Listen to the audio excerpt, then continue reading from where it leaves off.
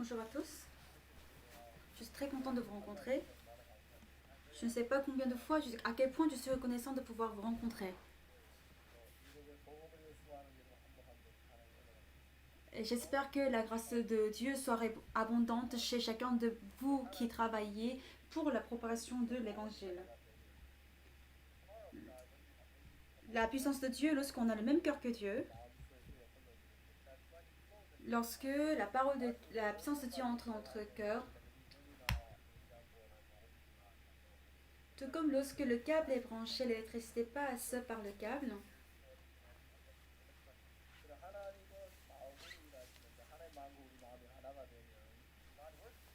et Dieu travaille à travers le cœur, et lorsque notre cœur est connecté au cœur de Dieu, le cœur de Dieu qui est connecté sera rempli de la joie et que son amour sera rempli dans notre cœur, sa puissance sera grande dans notre cœur. Donc qu'une personne comme Pierre, c'était juste un pécheur, mais lorsque Jésus-Christ était avec lui, il pouvait travailler tout comme Jésus-Christ. Il a pu relever un boiteux, il a également ressuscité des morts. Et lorsque Dieu nous a créés, il a créé également le cœur en nous. Et il l'a créé afin qu'il puisse entrer dans notre cœur. Et pourquoi est-ce que la foi est si importante? C'est parce que lorsque nous croyons à la parole de Dieu, et c'est là que nous allons avoir le même cœur que Dieu, et lorsque l'Esprit de Dieu est en nous, cet Esprit travaille, et en lisant la Bible, nous découvrons le cœur de Dieu. Et lorsque nous avons le même cœur que Dieu, c'est à partir de ce moment que la parole de Dieu entre dans notre cœur, et que même si nous n'avons pas la justice de Dieu entre en nous. Même si nous n'avons pas l'amour, c'est l'amour de Dieu qui entre en nous. Et c'est la sagesse de Dieu qui peut entrer en nous. Et lorsque la foi de Dieu entre en nous, nous ne pouvons que changer. Mais puisqu'il y a le péché qui fait la séparation entre l'homme et Dieu, et cela a créé des difficultés, et parmi les gens, il y a beaucoup qui demandent simplement le pardon des péchés.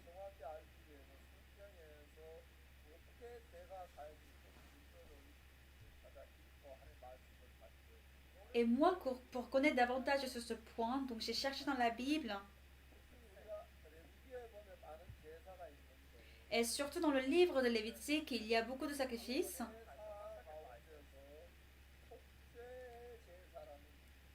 Parmi les sacrifices, il y a le sacrifice pour le pardon des péchés.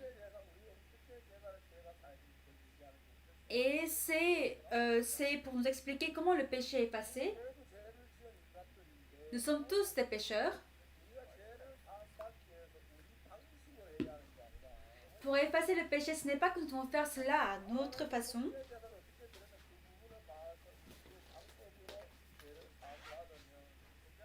Mais il faut comprendre par quels moyens est-ce que Dieu a effacé nos péchés.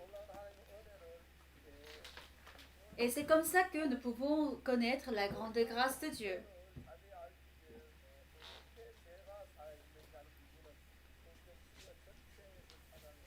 Donc c'est afin de comprendre comment le péché est effacé, j'ai fouillé de l'Ancien Testament au Nouveau Testament. Quand j'étais jeune, j'ai passé beaucoup de temps à lire la Bible.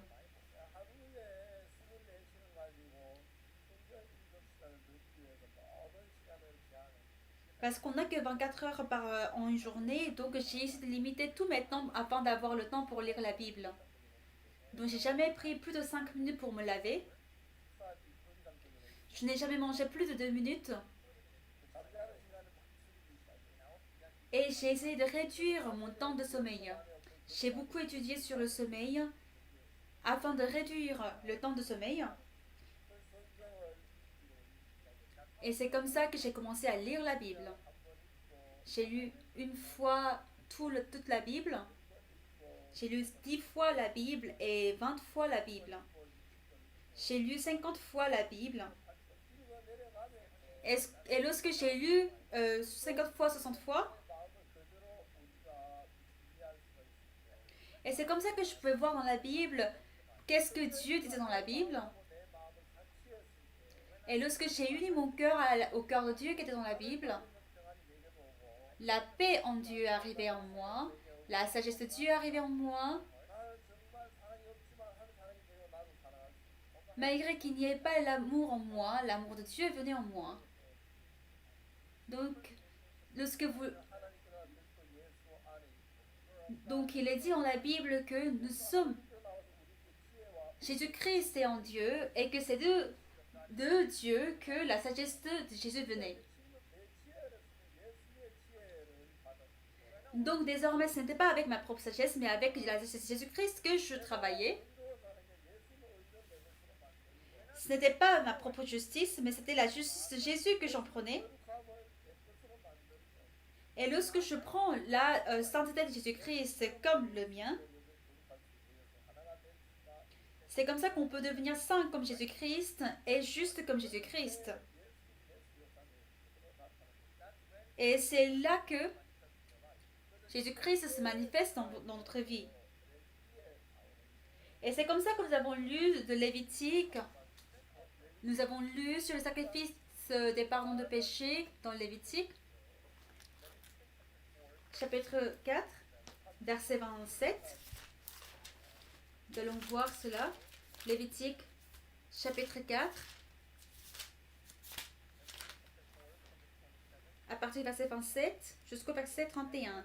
Si c'est quelqu'un du peuple qui a péché involontairement en faisant contre l'un des commandements de l'Éternel des choses qui ne doivent point se faire et en se rendant aussi coupable et ils viennent à découvrir le péché qu'il a commis, il offrira en sacrifice une chèvre, une jumelle sans défaut pour le péché qu'il a commis.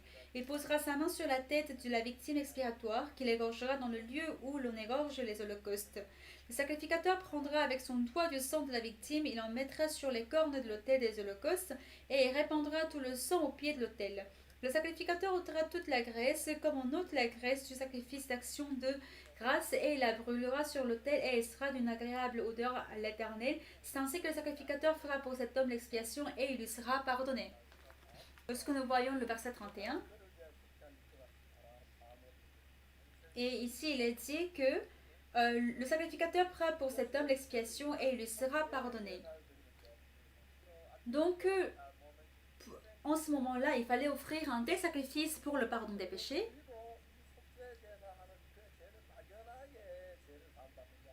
Et nous de même, ce n'est pas que le péché s'efface comme ça, mais il y a un moyen clair pour effacer le péché. Donc lorsque vous respectez ces règles, c'est là que vous pouvez être libre du péché et libéré du péché. Donc lorsque je pense à certaines choses, je suis très reconnaissant. Après que j'ai reçu le salut, j'ai vu comment Dieu a travaillé dans ma vie. Et un jour, j'ai reçu un appel téléphonique. Et on m'appelait, allô, c'est Pasteur Park? Ah oui.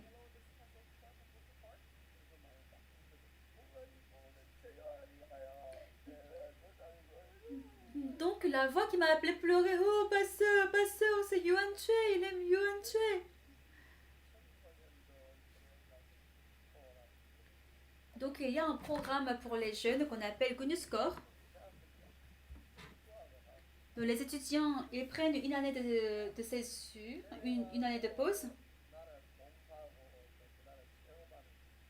Et puis ils vont aller à l'étranger pour pouvoir faire expérience exotique et aussi de faire le service. Et il y a beaucoup d'étudiants qui aiment l'Afrique. Donc on envoyait des centaines d'étudiants en Afrique pour le bénévolat. Donc c'était le directeur d'IYF au Libéria qui m'avait appelé. Allô? Oh pasteur, je suis au Libéria. Et Yuan Che, il est piqué par les scorpions, il est en train de mourir. Et je lui ai dit, il faut que tu te calmes. Qu'est-ce qu'il y a? Oh pasteur, je vais t'expliquer qu'est-ce qui se passe. Et un jour, cet étudiant, il était en train de dormir. Et il a senti quelqu'un piquer son orteil. Et il s'est réveillé, mais il n'a rien vu. Mais qu'est-ce que c'est? Et il s'est endormi. Le lendemain, il s'est réveillé et il a expliqué. À moi, hier nuit, j'ai senti quelque chose piquer ma jambe. Est-ce que c'est pas un escorpion? Ah non, ça n'a pas de sens. Comment est-ce qu'un scorpion peut entrer dans ma chambre? Mais vers 3 heures du soir, il commençait à se sentir mal.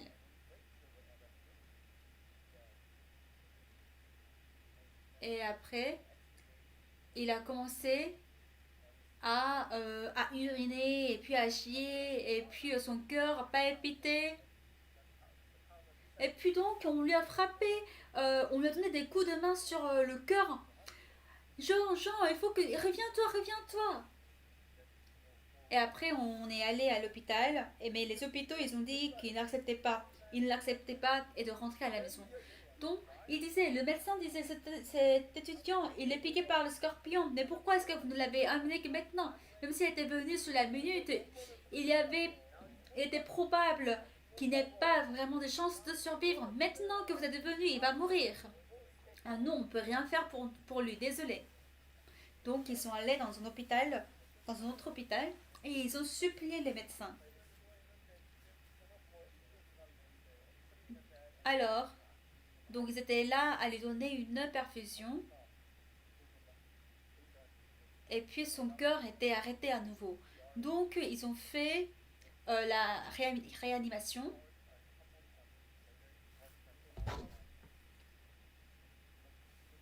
et on pouvait voir que la tension baissait également. Alors, le directeur de Liberia m'a appelé en pleurant.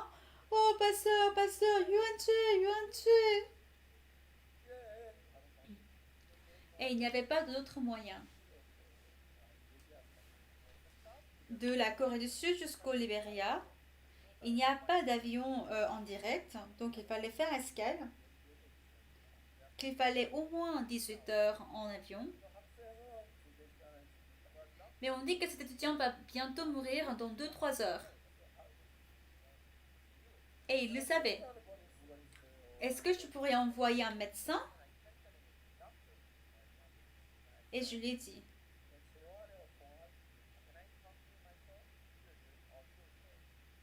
Est-ce que je peux parler à Johan? Ah oui, bien sûr, bien sûr. Jean, est-ce que tu m'entends? Oui, pasteur. Tu as été piqué par un escorpion africain et tu es en train de mourir. Et le médecin dit que tu vas bientôt mourir dans 2 heures. Et l'étudiant, il le savait aussi. Et cet étudiant, il voulait même mourir. Et cet étudiant qui venait des États-Unis, il était de Dallas. Donc, lorsque il était à Dallas avant de venir, il était à l'aéroport, il voulait prendre l'avion, et son père l'a embrassé en disant que fais un bon voyage. Et il se disait que j'aimerais revoir mon père encore une fois de plus.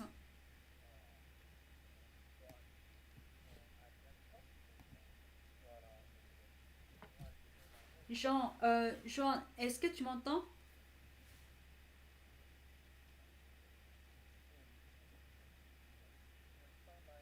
Tu as été, tu as été piqué par un scorpion africain. Et si on t'avait ramené à l'hôpital sur la minute, tu aurais peut-être survécu, mais maintenant le poison est à travers ton organisme. Et tu es en train de mourir.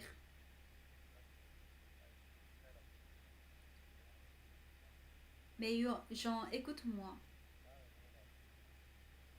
Ce matin, je me suis levée et j'ai lu la Bible. J'ai lu Ésaïe chapitre 40, verset 41. Qu'est-ce qui était écrit?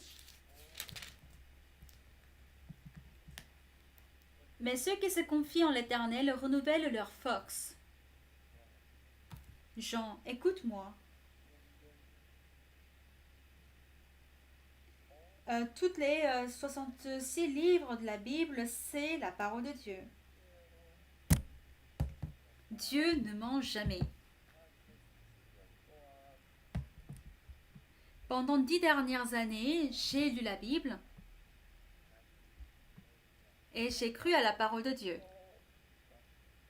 Et Dieu ne m'a jamais menti.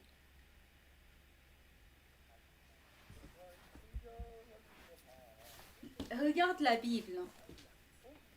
Parce qu'ici, il y a la parole de Dieu. Mais quelle est cette parole? C'est que si tu regardes en Dieu, Dieu dit qu'il renouvellera la force. Si tu te confies en l'Éternel, Dieu va te renouveler la force. Et tu peux espérer en Dieu. Et Dieu ne mentira jamais.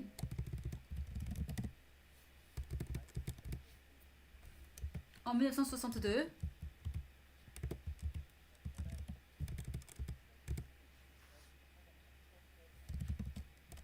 et à partir de ce moment-là, Dieu ne m'a jamais menti. Et maintenant, tu es en train de mourir. Et même le médecin, il ne peut rien faire pour toi. Et je ne peux t'envoyer ni médecin, ni médicaments. Mais moi, je t'envoie la parole de Dieu. Dans Ésaïe chapitre 40, verset 41, il est clairement dit que ceux qui se confient en l'Éternel renouvellent leur force. La nouvelle force. À quel point est-ce important? Dieu renouvelle la force. Regarde en Dieu. Et Dieu te donnera la force. Afin de surmonter le poison, tu as besoin de la nouvelle force. Mais si tu espères en Dieu et si tu te confies en l'Éternel, s'il te donne de la nouvelle force, tu pourras surmonter le poison de l'escorpion. Si Dieu ne te renouvelle pas la force, c'est qu'il est un menteur. Et Dieu, il ne ment jamais. J'ai parlé avec lui pendant 10 minutes. Pendant 15 minutes, je lui ai expliqué la parole d'Ésaïe chapitre 40, verset 31. Moi, j'ai vécu des dizaines d'années en l'Éternel. Et ça, c'est la promesse que Dieu m'a faite. Mais Dieu n'a jamais changé mon nom.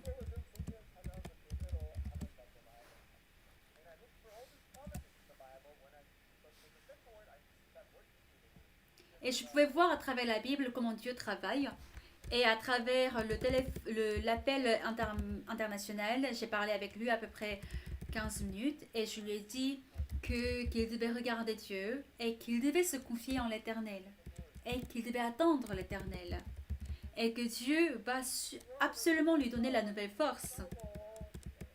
Et Jean croyait qu'il allait mourir. Parce qu'il était en effet mort et il était réveillé. Et le médecin disait qu'il n'y avait pas de moyen de le guérir. Et qu'il allait mourir. Et moi, ce n'est pas ce que je lui ai dit. Mais je lui ai dit que s'il regardait Dieu et que s'il attendait Dieu, c'est que Dieu va lui donner la nouvelle force. Alors l'escorpion, ce n'est rien du tout. Est-ce que tu comprends? Est-ce que tu crois à cela? Ça, c'est la parole de Dieu. Parce que Dieu ne va jamais mentir. Parce que Dieu, il n'est pas le menteur. Parce qu'il va donner la nouvelle force. Et regarde Dieu, attends et espère en Dieu. Est-ce que tu comprends? Oui, ma soeur. Et j'ai raccroché. Et j'ai appelé à Dallas. J'ai appelé le pasteur de l'église de Jean. Et je lui ai dit que Jean était piqué par le scorpion. Mais je lui ai demandé à ce que les frères et sœurs de l'église prient. Et j'ai demandé à ce qu'il informe les parents de Jean. Et moi aussi j'ai prié à Dieu. Lorsque Jean il a compris qu'il mourrait,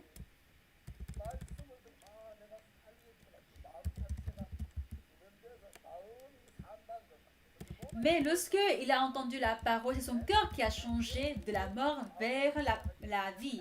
Parce que tout commence par le cœur. Donc si le cœur vit, c'est qu'on vit. Si le cœur est triste, on est triste. Si le cœur est joyeux, la vie est joyeuse.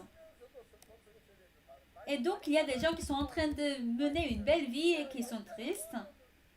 Alors qu'il y a aussi des personnes qui vivent dans des situations très difficiles, mais ils sont heureux. Parce que tout se passe dans le cœur et ça commence par là. Et après cela, Jean, il s'est endormi après le téléphone. Il ronflait et puis le matin très tôt, il y avait une infirmière de garde qui a pensé qu'à cet étudiant, il serait déjà mort. Et puis, elle est allée devant son lit. Et elle a découvert que le moniteur qui était installé et qui montrait la pression de sang, qui montrait de graphes normales.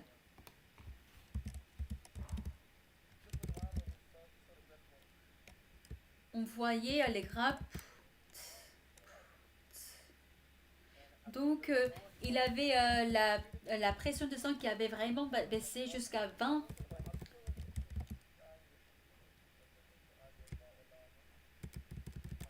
Parce que lorsque le cœur prend de la pression, donc d'habitude c'est jusqu'à 120.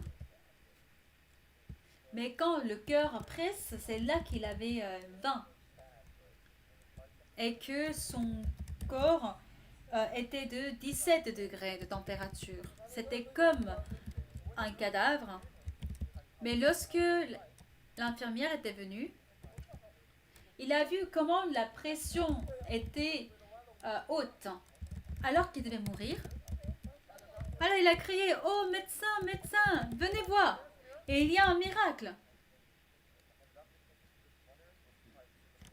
Et le médecin est venu et il a regardé tout ce qui était devenu. Et il a demandé à l'infirmière: mais qu'est-ce que tu as fait? Non, moi je n'ai rien fait du tout. Le lendemain matin, et Jean il s'est réveillé: oh, j'ai bien dormi. Ah, ça va, tu vas bien? Et tu sais qu'est-ce qui s'est passé hier? Ah, tu sais, tu étais évanoui, tu as pissé et tu as chié dans ton pantalon. Et c'est moi qui t'ai lavé et je t'ai ramené à l'hôpital. Et son pied était décomposé. Mais c'est le pied qui a été piqué par le scorpion.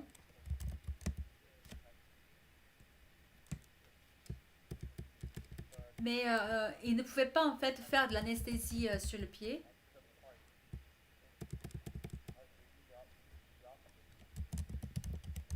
Donc ils ont tout coupé et puis il a été guéri. Maintenant il est rétabli et il vit très heureusement et il a 3 enfants aujourd'hui. Et il vit en forme.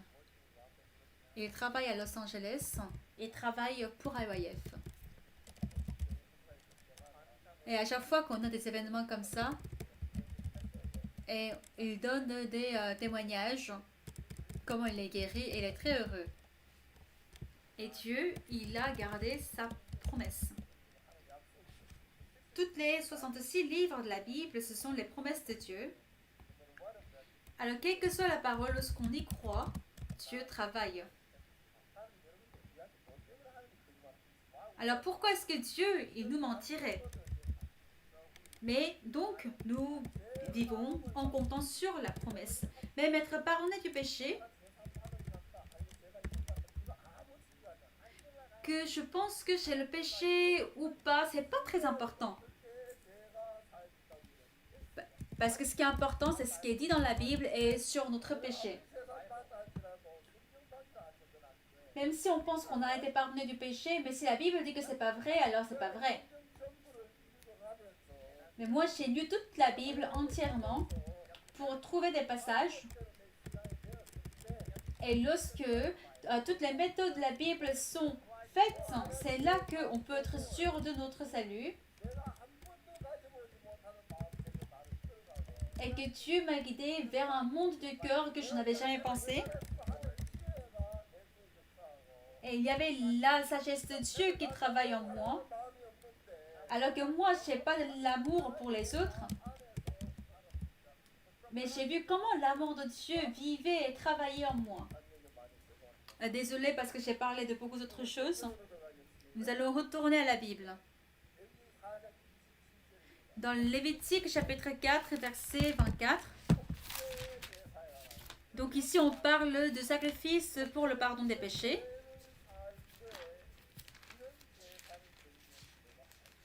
Donc ici on explique que si vous avez le péché, alors il faut passer par cette procédure pour effacer le péché.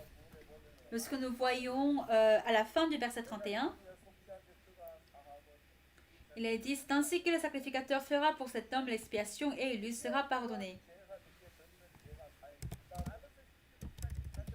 Donc il est dit que si on respecte cette méthode d'effacer le péché, c'est que nos péchés sont effacés.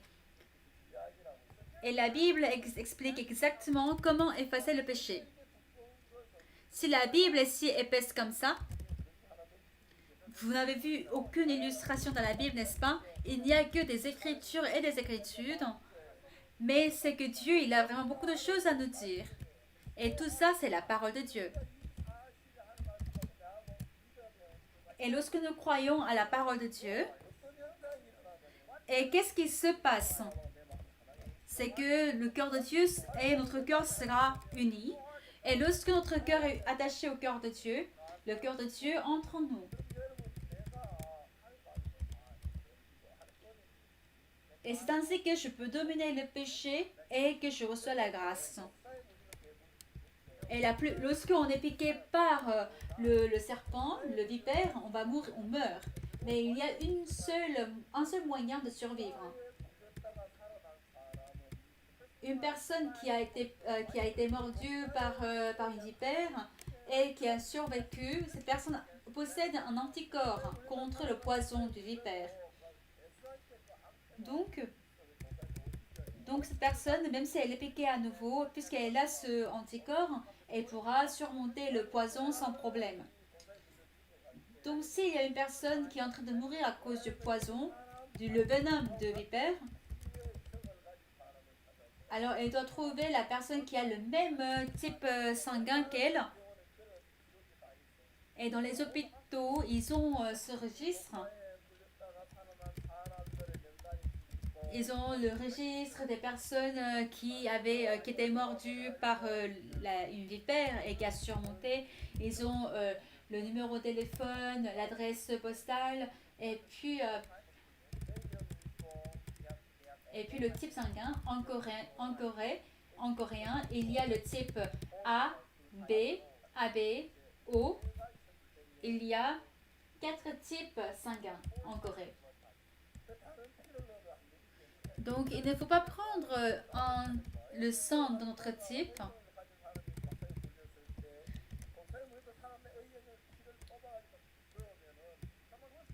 Donc, une personne dont le type sanguin est A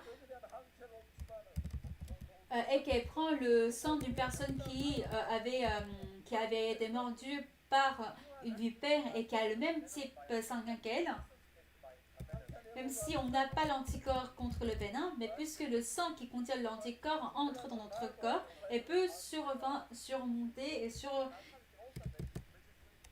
et vaincre le venin. Donc il y a ce genre de règles naturelles intéressantes. Donc lorsqu'on commet le péché, le péché ne s'efface pas lorsqu'on demande le pardon ou qu'on confesse. Mais il est dit que, dans la Bible, il dit que le salaire de péché, c'est la mort. C'est pour cela que dans Lévitique chapitre 4, verset 27,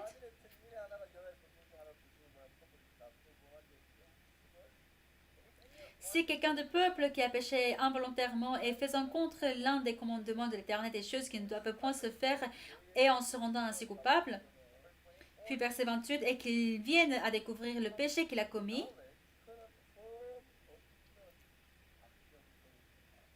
il offrira en sacrifice une chèvre, une femelle sans défaut pour le péché qu'il a commis. C'est ce qui est écrit au verset 28, n'est-ce pas?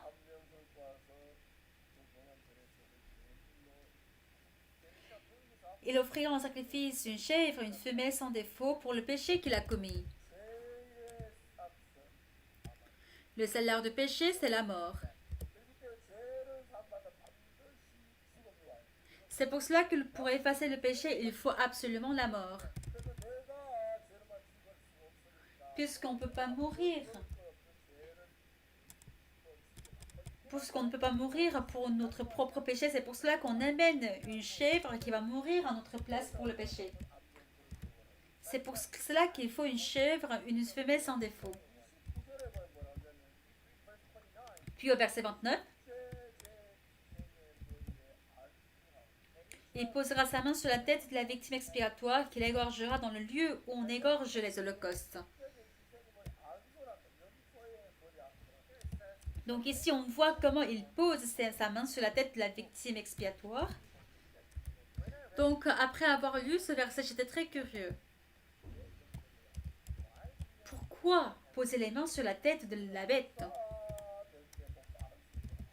Lorsqu'on devient pasteur, on pose les mains sur la personne qui devient pasteur, n'est-ce pas? Lorsqu'on devient ancien, on fait aussi cette cérémonie d'imposition des mains sur la tête.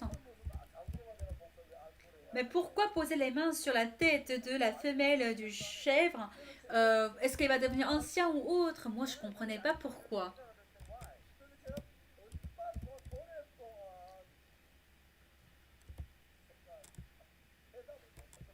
Alors, j'ai réfléchi pendant longtemps, mais je n'ai pas trouvé la réponse. Et j'avais déjà lu la Bible déjà plusieurs fois de l'Ancien Testament au Nouveau Testament. Mais j'avais juste lu et je suis passée, mais je me suis jamais attardée à ce point-là. Pourquoi poser la main sur la tête de l'animal et tout ça? Mais pourquoi poser la main sur la tête de la chèvre? Pour qu'elle devienne pasteur ou pour qu'elle devienne ancien? Pourquoi? Je ne comprenais pas. Mais la réponse n'était pas très loin, c'était juste à côté. Dans Lévitique chapitre 16, verset 21. Donc ici, on voit la raison pour laquelle il faut poser la main sur la tête. Pourquoi poser la main sur la tête? Lorsqu'on voit chapitre 16, verset 21,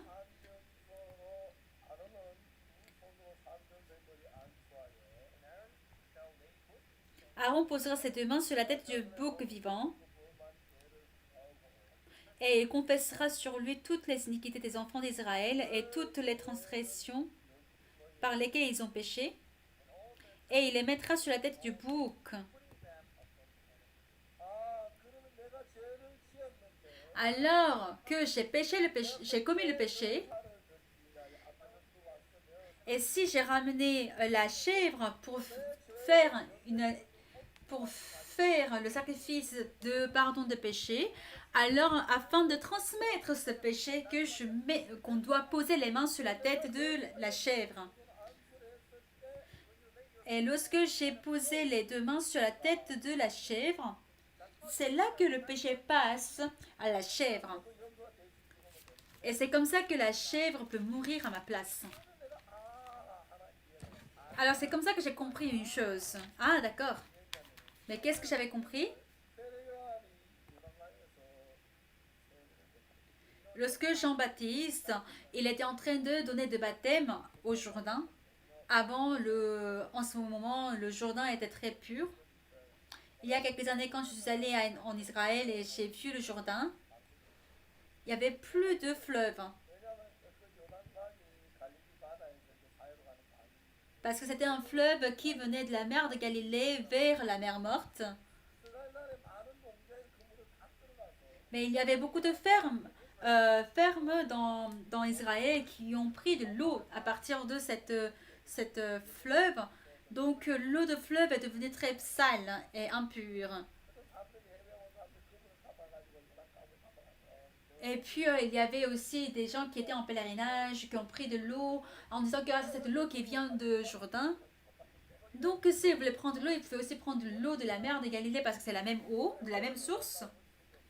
Mais lorsqu'on va maintenant au fleuve de Jourdain, c'est qu'on voit presque pas d'eau. Et c'est pour cela que maintenant les gens disent que l'eau de Jourdain coule par le souterrain. Parce que il y a des fermes qui sont dans les coins, ils ont pris toute l'eau.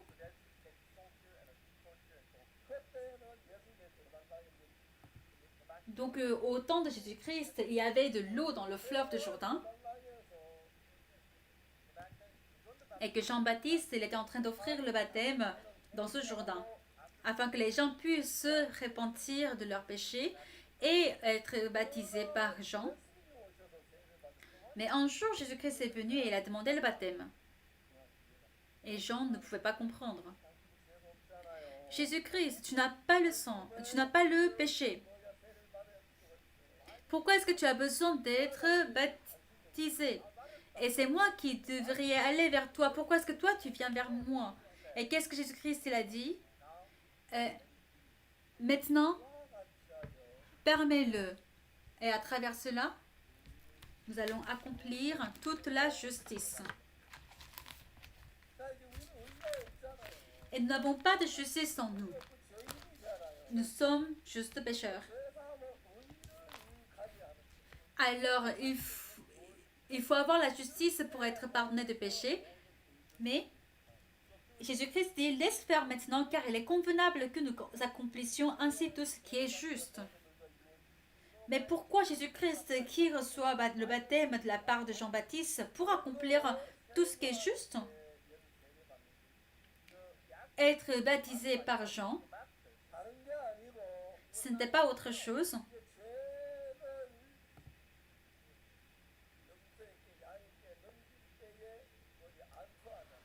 C'est lorsque, pour faire passer le péché à la chèvre, il fallait imposer les mains sur la tête de la chèvre. Lorsqu'on pose la main sur la tête de la bête, c'est que le péché passe. Donc, lorsque Jésus-Christ est venu vers Jean-Baptiste et il demande à ceux qu'il fasse le baptême pour accomplir tout ce qui est juste, l'Éternel Dieu avait le plan de nous justifier tous. Et tout comme le péché passe de l'homme à la chèvre lorsqu'on pose la main sur la tête. Et lorsque on pose la main sur la tête dans le baptême,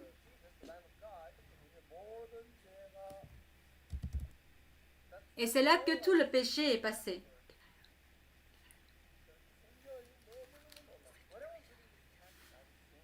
Moi, j'étais très surpris en lisant cela. Jean-Baptiste, il a donné le baptême à Jésus. Et lorsqu'il est monté de l'eau, il y avait l'Esprit de Dieu qui est descendu et il y avait la voix qui disait, celui-ci est mon fils bien-aimé en qui j'ai mis toute mon affection. Et ça, c'était une procédure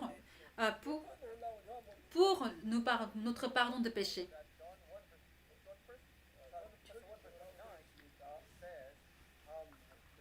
Qu'est-ce qui est dit?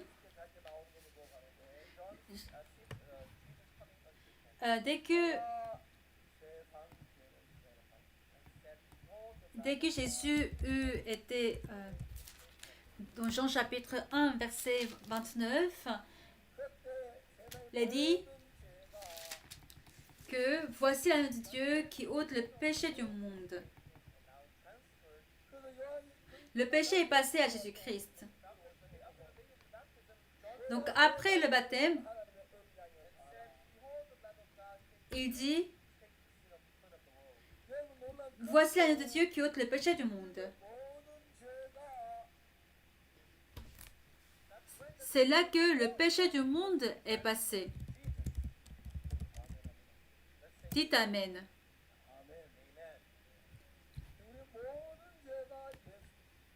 C'est tous nos péchés qui sont passés à Jésus. Et qu'est-ce qu'ils disent? Et Lévitique chapitre 4, verset 29. Il posera sa main sur la tête de la victime expiatoire qu'il égorgera dans le lieu où l'on égorge les holocaustes. Vous comprenez? Et tout le péché est passé à Dieu. Tout le péché est passé à la chèvre et que la chèvre, elle est morte. Est-ce que vous comprenez? La chèvre, elle est tuée. Et par la mort de la chèvre que nos péchés sont effacés. Et puis au verset 30.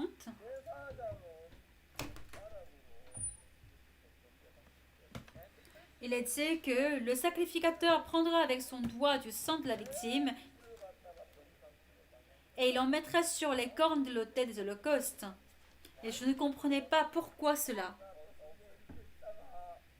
Lorsque je lisais cela, mais je n'ai pas compris.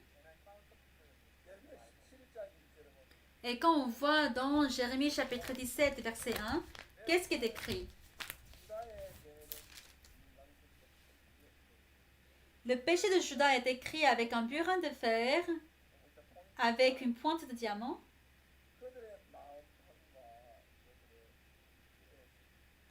Il est gravé sur la table de leur cœur et sur les cornes de vos autels.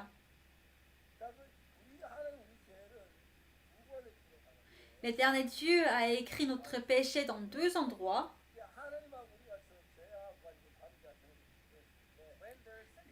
Lorsqu'il y a le péché qui est formé entre Dieu et nous, Dieu écrit le péché sur les cornes de l'autel. C'est ce qui est écrit ici, n'est-ce pas? C'est que le péché est écrit sur les cornes de l'autel. Et puis, il est aussi gravé sur la table de notre cœur. Donc, c'est pour cela que lorsque vous commettez le péché, vous vous en souvenez. Mais c'est ce péché qui est écrit sur les cornes de l'autel.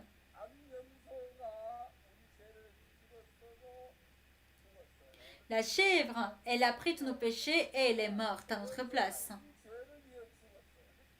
Et cette chèvre, elle est morte à notre place et nos péchés sont effacés.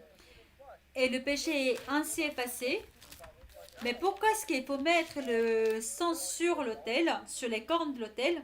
Parce que sur les cornes de l'autel, il y a le péché qui est écrit. Donc c'est avec le sang qu'on va écrire, on va effacer les écrits. Et c'est avec le sang qu'on va couvrir pour effacer le péché. Et c'est comme ça que le péché, il est effacé. Et c'est à travers cette méthode qu'on tuait des chèvres et des moutons pour effacer le péché. Mais le sacrifice de Jésus-Christ,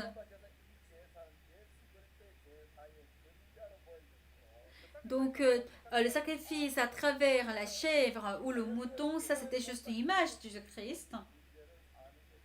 Mais la mort de Jésus-Christ sur la croix a effacé nos péchés. Donc c'est le sang de Jésus-Christ qu'on doit prendre pour mettre sur l'autel pour effacer nos péchés. Mais qu'est-ce qui est important ici?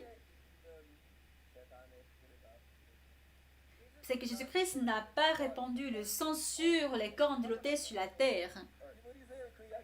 Et c'est ce qui est écrit dans le livre d'Hébreux.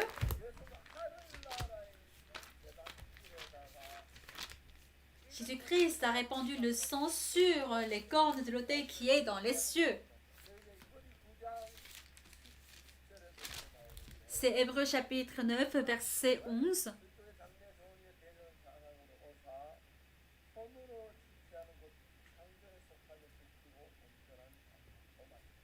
Mais Christ est venu comme souverain sacrificateur des biens à venir. Il a traversé le tabernacle plus grand et plus parfait, qui n'est pas construit de main d'homme, c'est-à-dire qui n'est pas de cette création.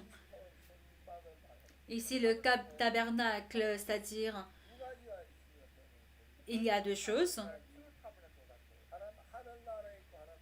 Il y a le tabernacle sur la terre et le tabernacle dans les cieux. Et puisque cette terre fait partie du temporel, c'est pour cela que même si on offre le sacrifice pour effacer le péché, donc ce ne sera pas pour l'éternité, mais ce sera pour un temps limité.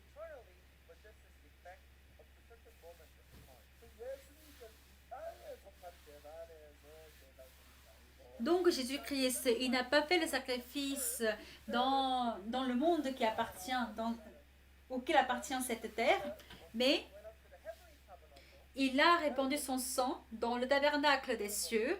Donc si on voit ici Hébreux chapitre 9 verset 12, il est dit que non avec le sang des boucs et des veaux, mais avec son propre sang,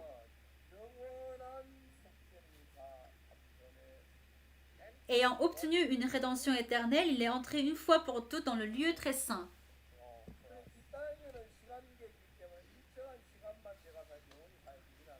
Puisque nous vivons dans un monde temporel, alors le péché ne peut pas être effacé éternellement. C'est pour cela qu'il fallait faire le sacrifice à chaque fois qu'on commettait le péché.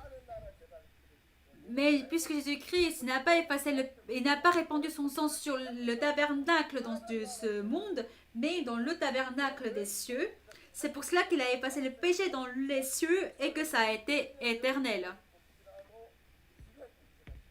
Bien que ce soit le sang qui a été versé il y a 2000 années, mais ce sang a effacé le péché d'aujourd'hui aussi.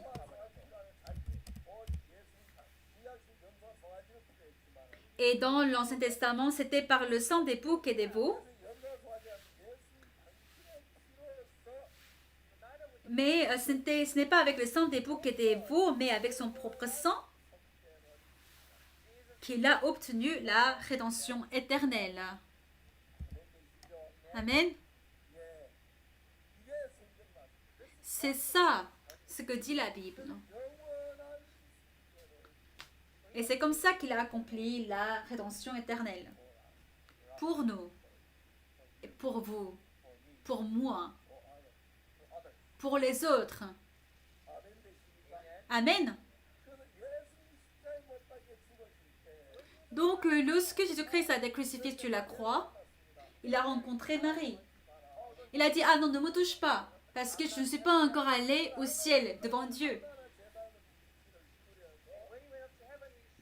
Donc, lorsqu'il va dans le tabernacle des cieux et qu'il répand le péché, c'est comme ça qu'il obtient la rédemption éternelle. Et c'est là que nos péchés sont effacés pour toujours.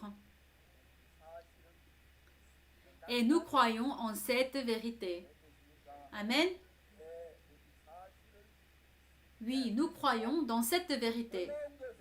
Et ce qui est merveilleux, c'est que c'est ce qui est écrit dans la Bible.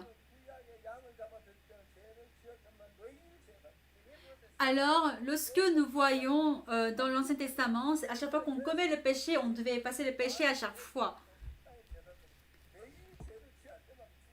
Alors, si Jésus-Christ avait offert le sacrifice sur la terre, donc il devait mourir à chaque fois qu'on commettait le péché. Et s'il mourait 10 fois, 1000 fois, des milliers de fois, et des millions de fois, il ne pourrait pas effacer tous nos péchés. Mais, lorsque il est allé dans le tabernacle des cieux, c'est là qu'il a accompli la rédemption éternelle.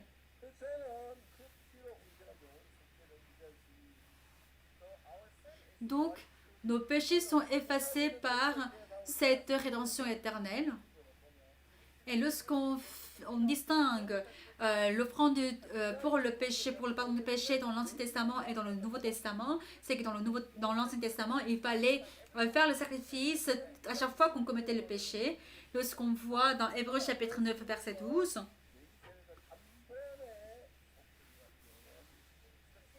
c'est que le sacrifice du péché que Jésus-Christ a fait, ce n'était pas pour une seule fois, mais c'était pour obtenir une rédemption éternelle. Bien que nous ayons tous nos propres pensées, mais nous croyons en cette parole plus que à nos pensées. Puisque c'est à travers cette méthode que tous nos péchés sont effacés, ce n'est pas pour une durée déterminée, mais c'est pour à l'éternité. Nous allons voir encore Hébreux chapitre 9, verset 12. Qu'est-ce qui est écrit ici? Il est dit, non avec le sang des boucs et des veaux, mais avec son propre sang, il a obtenu une rédemption éternelle.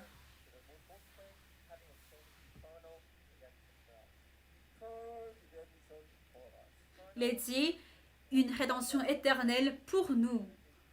Mais ma prononciation n'est pas très bonne en anglais, mais ce qui est sûr, c'est que c'est ce que dit la Bible. Il est dit une rédemption éternelle pour nous, une rédemption éternelle pour vous, et une rédemption éternelle pour l'humanité entière. Amen. Et nous croyons en cette promesse. Si Dieu dit qu'il efface nos péchés pour toujours, c'est qu'il s'est fait. Et là, on n'a pas besoin d'ajouter aucune autre condition. Et si nous sommes très reconnaissants envers Dieu,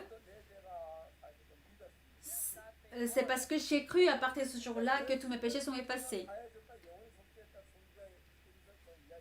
Parce que la Bible dit que à travers Jésus-Christ, le sang de Jésus-Christ a effacé nos péchés à travers Hébreux chapitre 9. Et pour continuer, nous allons voir Hébreux chapitre 10.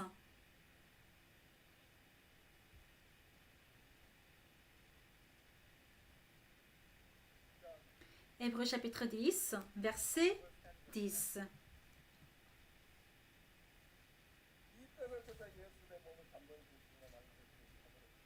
C'est en vertu de cette volonté que nous sommes sanctifiés par l'offrande du corps de Jésus-Christ une fois pour toutes. Donc il est dit une fois pour toutes. Une fois pour toutes.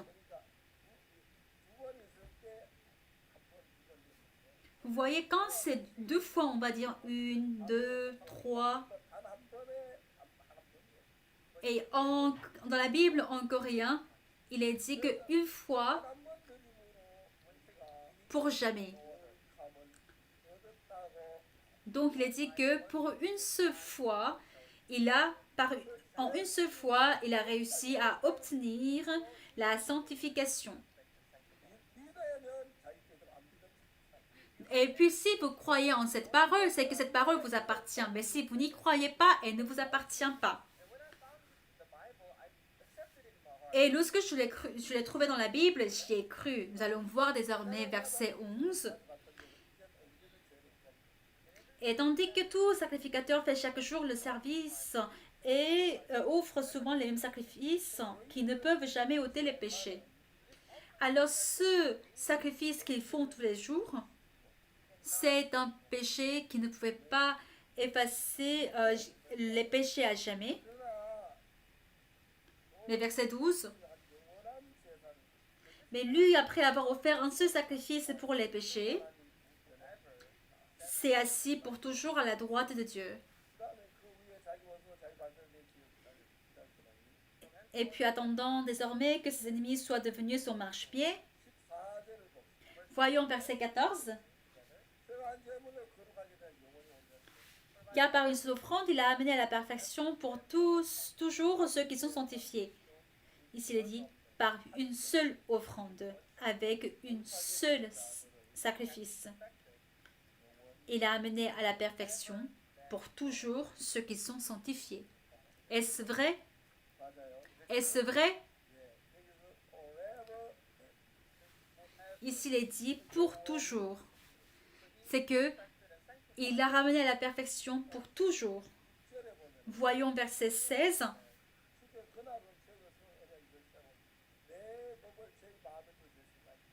Voici l'alliance que je ferai avec eux après ces jours-là, dit le Seigneur, je mettrai mes lois dans les cœurs et je les écrirai dans leur esprit.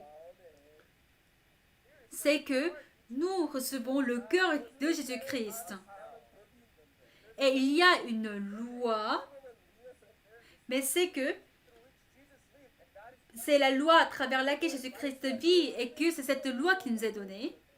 Et donc, il est dit que nous allons tout faire par le nom de Jésus-Christ. Donc, on prie au nom de Jésus-Christ. On va tout faire au nom de Jésus-Christ. Et je ne me souviendrai plus de leurs péchés ni de leurs iniquités. Je ne me souviendrai plus. C'est ce que Dieu vous dit. Est-ce que vous y croyez? Oui, c'est cette parole. C'est à cette parole que nous croyons. Verset 18. Or, là où il y a le pardon des péchés, il n'y a plus d'offrande pour le péché. Je remercie Dieu car il a effacé nos péchés.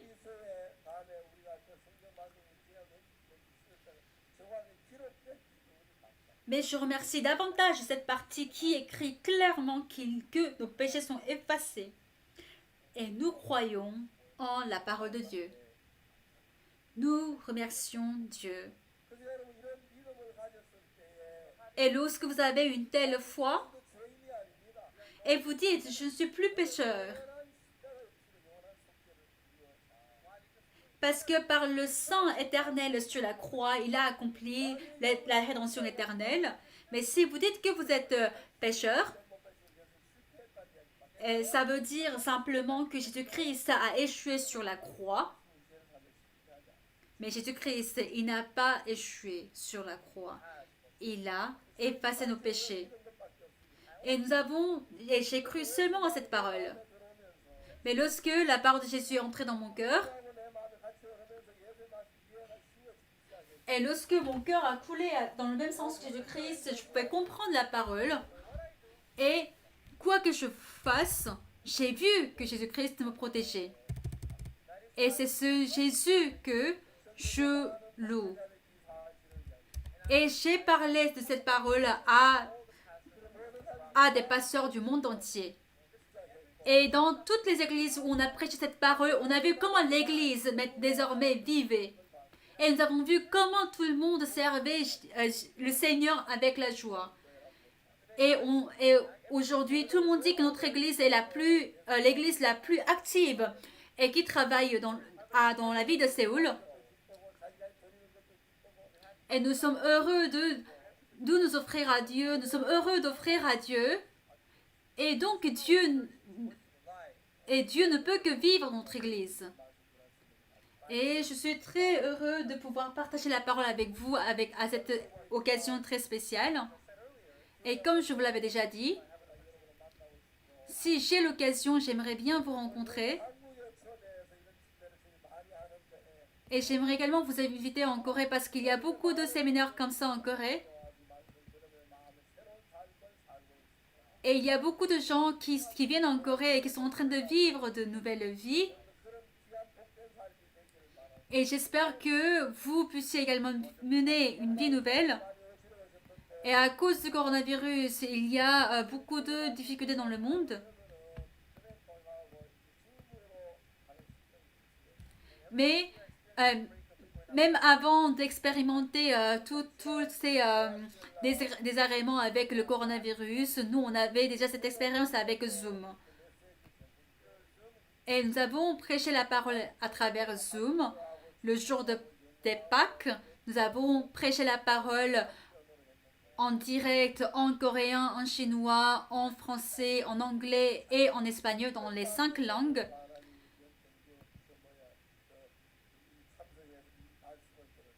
Il y avait 6 millions de personnes qui ont rejoint notre culte des Pâques. Et les gens qui écoutent cette parole sont en train de changer. Et ils se rapprochent de Dieu. Et j'ai vu comment ils servent Dieu avec la joie. Et après que vous tous ayez reçu le salut à travers le sang de Jésus-Christ, et j'espère que vous soyez tous des chrétiens qui servent Dieu avec la joie,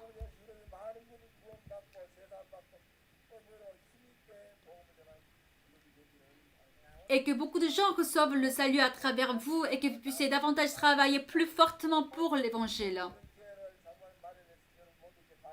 Je remercie à vous tous de m'avoir permis d'avoir cette opportunité.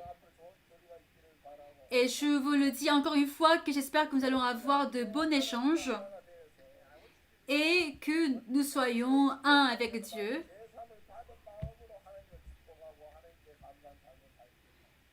afin que nous puissions vivre la vie en tant qu'une personne sanctifiée et justifiée devant Dieu et sans être pécheur. Merci beaucoup et nous allons prier. Éternel Dieu, je te remercie pour nous qui sommes salis par le péché. Tu as versé le sang sur la croix. Et ce sang qui est versé était largement suffisant pour effacer tous nos péchés. Et Jésus-Christ crucifié sur la croix a effacé tous nos péchés, c'est ce que nous croyons. Et permets-nous de prêcher cette parole dans le monde entier, car le sang de Jésus est vivant. Et nous sauve du péché et nous a délivrés du péché. Et donc nous rendons gloire de ton nom. Nous rendons gloire. Nous te rendons gloire. Nous te remercions. Nous avons prié au nom de Jésus-Christ. Amen.